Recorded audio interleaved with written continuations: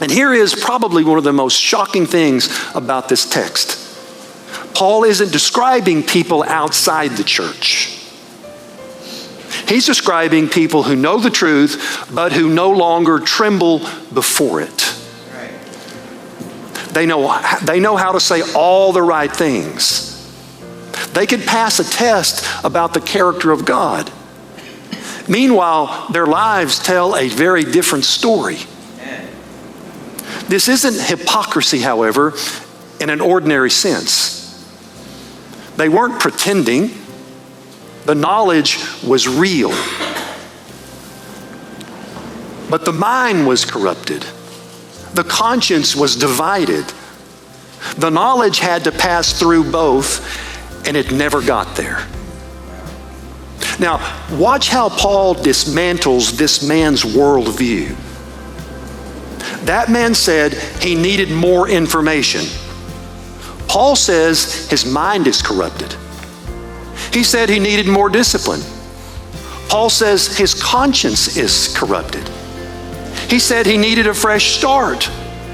Paul says the corruption isn't around him, it's in him. He said he needed more religion. Paul says the men on Crete had plenty of religion. They were teachers. They quoted scripture. And Paul calls them unfit. You see what Paul did? With 4 answers, Paul emptied the kit we packed for ourselves. 11 years of tools lying on the ground. And here's why you can't fix yourself. It isn't that you haven't tried hard enough. It's that the you use to do the fixing is the thing that needs fixing. And that's Texas talk.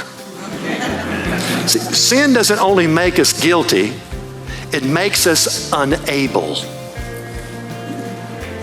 Sin leaves us unable to create new life for ourselves. Yes, grace addresses us, awakens us, and calls us to respond. So here's what I want you to see. There is no clean part of us standing outside the problem, ready to rescue the rest. If salvation begins, God has to begin it. That means the man who has worked on himself for 11 years was never one book or one alarm or one move away. He was never almost there. He needed something done to him that he couldn't do for himself. And so do we.